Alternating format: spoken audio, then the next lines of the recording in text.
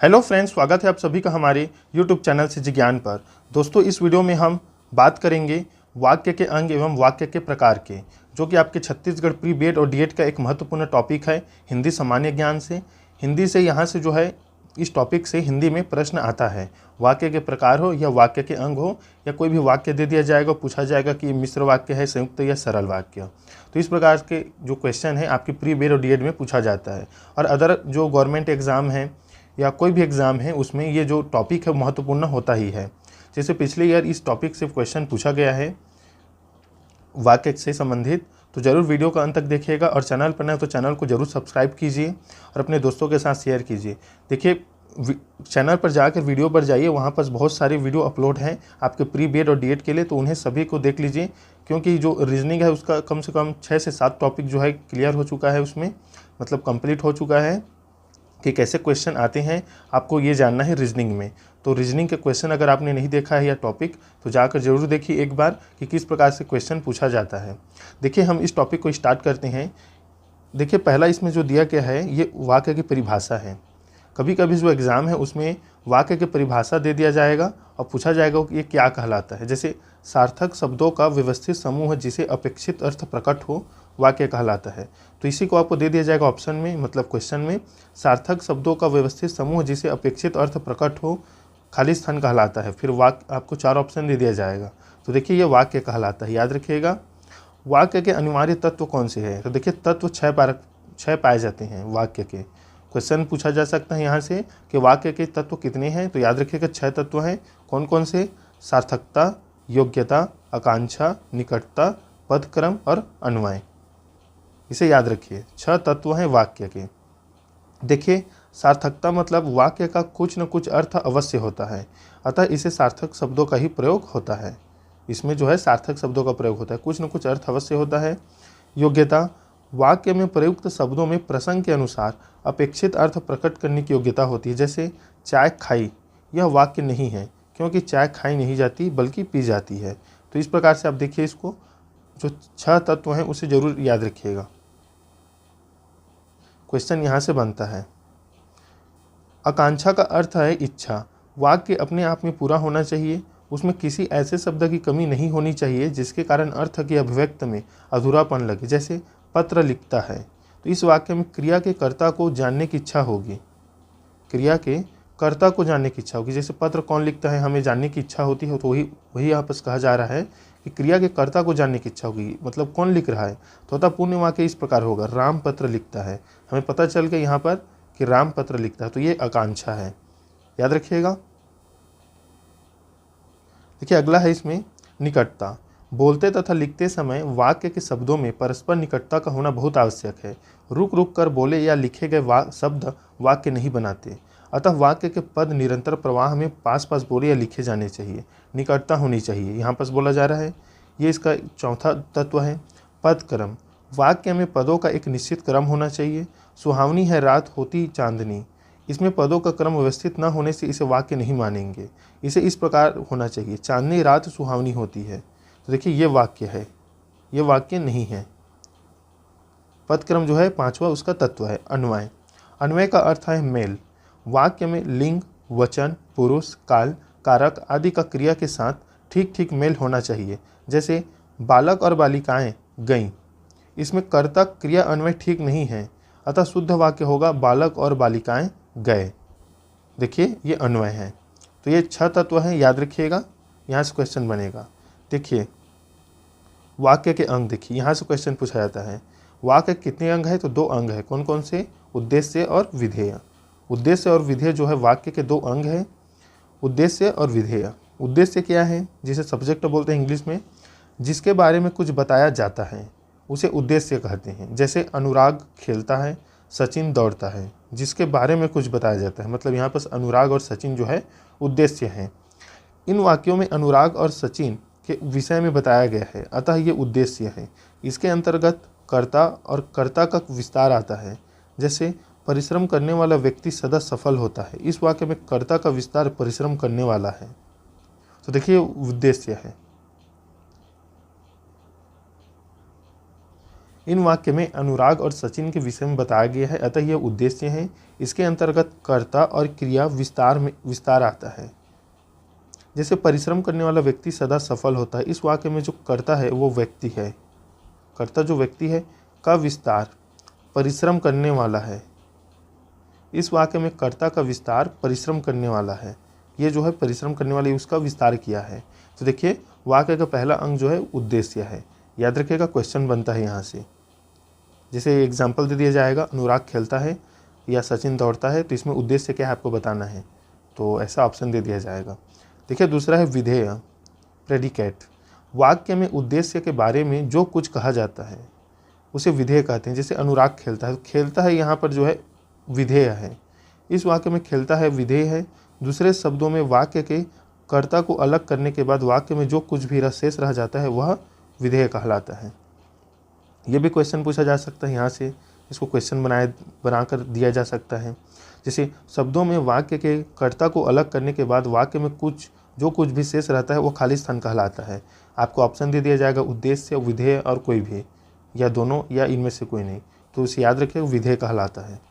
वाक्य के दो अंग उद्देश्य और विधेय, जरूर याद रखिएगा। चलिए देखते हैं अगला। देखिए इसी का कुछ और टॉपिक है, इसके अंतर्गत विधेय और विधेय का विस्तार आता है। जो विधेय क्या है, जैसे लंबे लंबे बालों वाली लड़की अभी अभी एक बच्चे के साथ दौड़ते हुए उधर गई। इस वाक्य में विधेय गई का विस्तार अभी अभी एक बच्चे के साथ दौड़ते हुए उधर है, मतलब अभी अभी एक बच्चे के साथ दौड़ते हुए, तो उधर जो है इशारा किया गया है, तो उसके जो है विधेय वही रहेगा। अब देखिए वाक्य के भेद। वाक्य के भेद जो है मतलब वाक्य के प्रकार हैं। तो देखिए यहाँ पर वाक्य अनेक प्रकार के हो सकते हैं, उनका विभाजन हम दो आधार पर करते हैं। कौन कौन से, एक अर्थ के आधार पर और एक रचना के आधार पर होता है। तो देखिए हम अर्थ के आधार पर पहले देख लेते हैं। अर्थ के आधार पर वाक्य के भेद। अर्थ के आधार पर वाक्य के निम्नलिखित 8 भेद हैं। कौन कौन से देखिए। पहला विधानवाचक। जिन वाक्यों में क्रिया के करने या होने की सूचना मिले उन्हें विधानवाचक वाक्य कहेंगे। जैसे मैंने दूध पिया, वर्षा हो रही है, राम पढ़ रहा है। ये जो है वाक्य विधानवाचक वाक्य है। जिन वाक्यों में क्रिया के करने या होने की सूचना मिले, जैसे दूध पिया गया, वर्षा हो रही है, राम पढ़ रहा है, तो क्रिया हो रहा है तो विधानवाचक है, याद रखिए। दूसरा है निषेधवाचक, निगेटिव सेंटेंस। जिन वाक्यों से कार्य न होने का भाव प्रकट होता है उन्हें निषेधवाचक वाक्य कहते हैं। जैसे मैंने दूध नहीं पिया, मैंने खाना नहीं खाया, तुम मत लिखो। यहाँ पर नहीं और यहाँ पर मत जो है निषेधवाचक शब्द हैं, तो ये निषेधवाचक वाक्य हो जाएगा, याद रखिएगा। अर्थ के आधार पर जो वाक्य के भेद हैं वो 8 है, याद रखिए, क्वेश्चन यहाँ से बनेगा। अर्थ के आधार पर वाक्य के जो भेद हैं 8 हैं। 2 देख लिए, चलिए देख लेते हैं तीसरा। आज्ञावाचक। जिन वाक्यों से आज्ञा, प्रार्थना, उपदेश आदि का ज्ञान होता है उन्हें आज्ञावाचक वाक्य कहते हैं। जैसे बाजार जाकर फल ले आओ, मोहन तुम बैठ कर पढ़ो, बड़ों का सम्मान करो। तो देखिए यहाँ पर फल ले आओ, यहाँ पर आज्ञा दिया गया है, मोहन तुम बैठ कर पढ़ो, मोहन तुम बैठ कर पढ़ो, यहाँ पर भी आज्ञा है। सम्मान करो, यहाँ पर भी आज्ञा है, तो आज्ञावाचक वाक्य। प्रश्नवाचक वाक्य। जिन वाक्यों से किसी प्रकार का प्रश्न पूछने का ज्ञान होता है उन्हें प्रश्नवाचक वाक्य कहते हैं। जैसे सीता तुम कहाँ से आ रही हो, प्रश्नवाचक वाक्य है। तुम क्या पढ़ रहे हो, रमेश कहाँ जाएगा। तो देखिए कहाँ यहाँ पर प्रश्नवाचक है, क्या कर रही हो ये, या क्या पढ़ रहे हो ये, और रमेश कहाँ जाएगा तो ये, तो प्रश्नवाचक वाक्य ये वाला हो गया। यहाँ से क्वेश्चन आता है दोस्तों, याद रखिएगा। इच्छावाचक। जिन वाक्यों से इच्छा, आशीष एवं शुभकामना आदि का ज्ञान होता है उन्हें इच्छावाचक वाक्य कहते हैं। जैसे तुम्हारा कल्याण हो, आज तो मैं केवल फल खाऊंगा, भगवान तुम्हें लंबी उम्र दे। तो देखिए यहाँ पर आशीष है, कल्याण हो, भगवान तुम्हें लंबी उम्र दे, और आज तो मैं केवल फल खाऊंगा, ये इच्छा, तो ये इच्छावाचक वाक्य। संदेहवाचक। जिन वाक्यों से संदेह या संभावना व्यक्त होती है उन्हें संदेहवाचक वाक्य कहते हैं। जैसे शायद शाम को वर्षा हो जाए, वह आ रहा होगा पर हमें क्या मालूम, हो सकता है राजेश आ जाए। तो देखिए यहाँ पर एक संदेह है, संभावना है कि हो सकता है, तो संदेहवाचक वाक्य। विस्मयवाचक, जिन वाक्यों से आश्चर्य, घृणा, क्रोध, शोक आदि भाव की अभिव्यक्ति होती है उन्हें विस्मयवाचक वाक्य कहते हैं। जैसे वाह कितना सुंदर दृश्य है, हाय उसके माता पिता दोनों ही चल बसे, शाबाश तुमने बहुत अच्छा काम किया। तो देखिए विस्मयवाचक चिन्ह ये है, विस्मयवाचक चिन्ह ये है, सॉरी ये, इसे याद रखिएगा, यहाँ से क्वेश्चन आता है। संकेतवाचक, जिन वाक्यों से संकेत का बोध होता हो या शर्त का, यानी एक क्रिया का होना दूसरी क्रिया पर निर्भर होता है, उन्हें संकेतवाचक वाक्य कहते हैं। जैसे यदि परिश्रम करोगे तो अवश्य सफल होगे, यहाँ पर संकेत किया गया है कि परिश्रम करोगे तभी सफल होगे, अवश्य सफल होगे, तो एक संकेत है। पिताजी अभी आते तो अच्छा होता, यहाँ पर भी संकेत है कि पिताजी अगर आते तो अच्छा होता, अगर वर्षा होगी तो फसल भी होगी, तो यहाँ पर भी संकेत है, संभावना यहाँ पर भी व्यक्ति की है एक संकेत के रूप में, तो संकेतवाचक। तो देखिए अर्थ के आधार पर वाक्य के जो प्रकार है 8 है, याद रखिए। चलिए देखते हैं अगला।